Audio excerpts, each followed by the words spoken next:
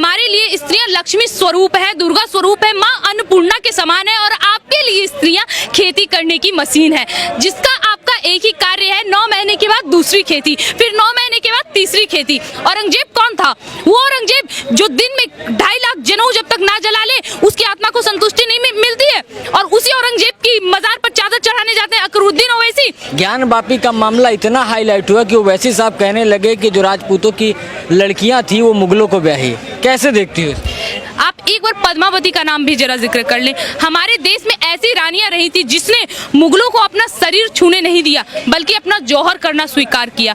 रानी पद्मावती हो, रानी दुर्गावती हो, हमारे देश में ऐसी ना जाने कई महिलाएं रह चुकी हैं जिन्होंने मुगलों को अपना शरीर, मुगलों को सौंपने से बेहतर अपना जान देना ज्यादा बेहतर समझा।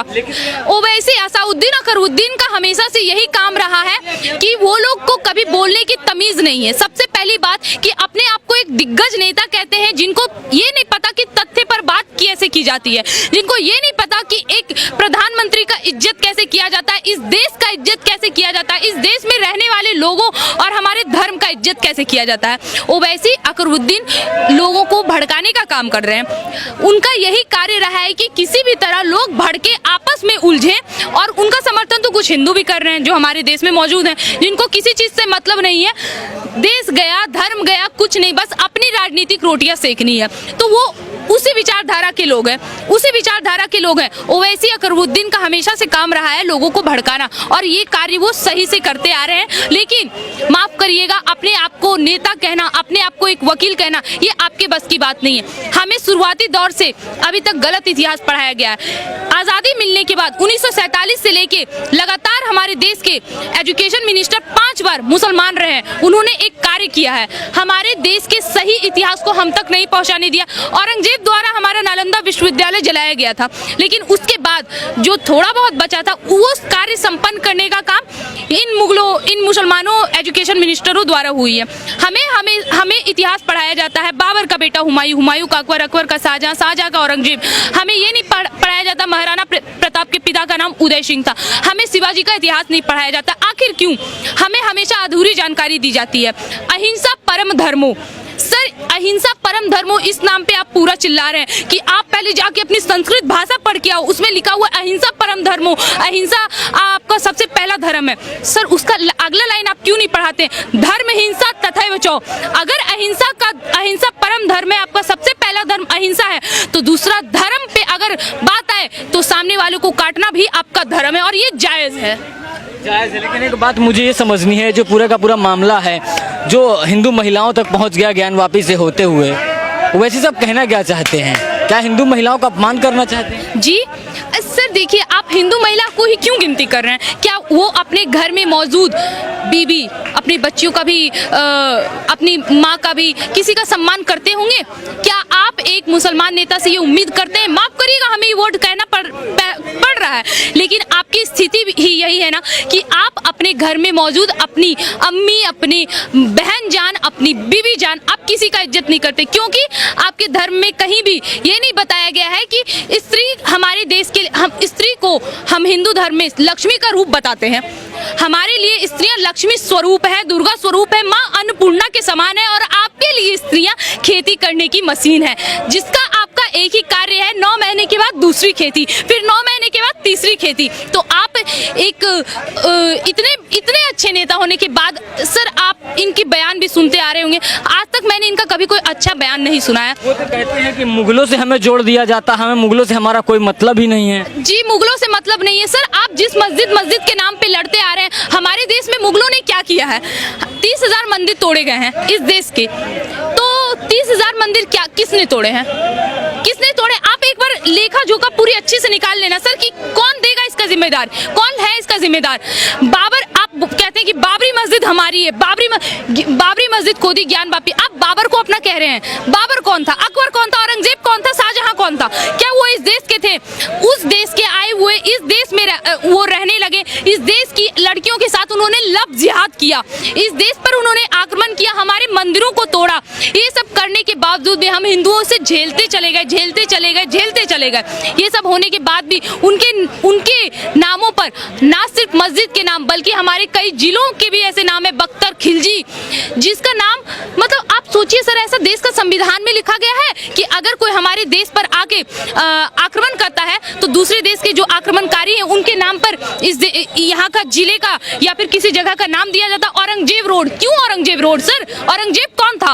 वो औरंगजेब जो दिन में 2.5 लाख जनेऊ जब तक ना जला ले उसकी आत्मा को संतुष्टि नहीं मिलती है, और उसी औरंगजेब की मजार पर चादर चढ़ाने जाते हैं अकरुद्दीन ओवैसी।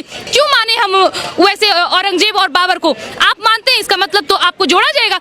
आप उसकी मजार पर चादर चढ़ाने जाते हैं, आप बाबरी मस्जिद को अपना कहते हैं, तो ये तो बात सच्चाई है ना सर कि आप जोड़ रहे हैं, हम नहीं जोड़ रहे हैं। इस बात का सबूत आप दे रहे हैं कि आप मुगल के वंशज हैं, आप मुसलमानों के वंशज हैं। इस देश में आपका कोई जगह नहीं है, ये बात आप स्वीकार कर रहे हैं। वो कहते हैं कि बीजेपी हमें डरा रही है। अच्छा, बीजेपी डरा रही है, जी बिल्कुल। तो आप इस बात को स्वीकार करेंगे कि 70 साल से हम हिंदू डर रहे थे?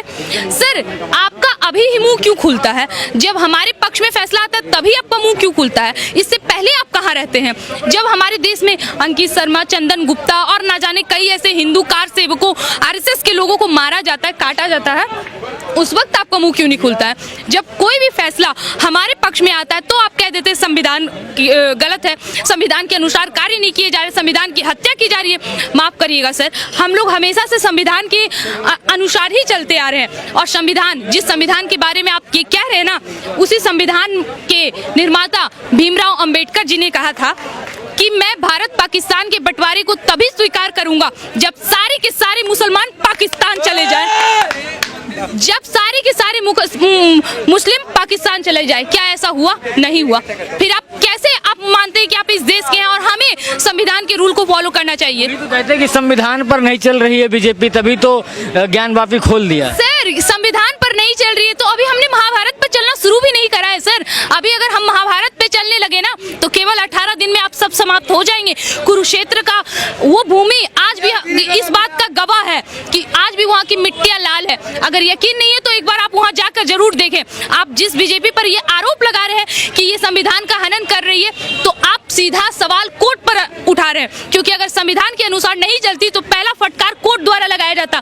लेकिन अगर कोर्ट भी इस बात को मान रही है, इसका मतलब यही है कि हम संविधान के अनुसार चल रहे हैं। संविधान के अनुसार ना चलने का कार्य आपने किया।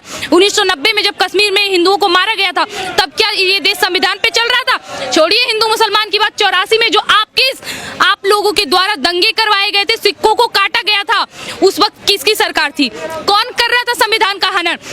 महाराष्ट्र के पालघर में 2 साधुओं की निर्मम तरीके से हत्या कर दी गई थी। आज भी वो केस, आज भी वो 200-250 की भीड़ जो सिर्फ 2 साधुओं को मारने के लिए उतारू थी, और वो भी एक आवाज के साथ, अल्लाहू अकबर।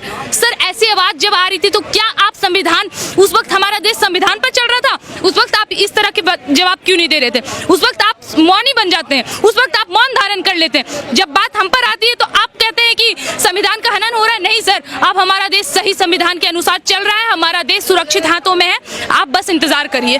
मुगलों की बात पे आते हैं, मुगल किसके वंशज? क्योंकि बात इसी बात पर है।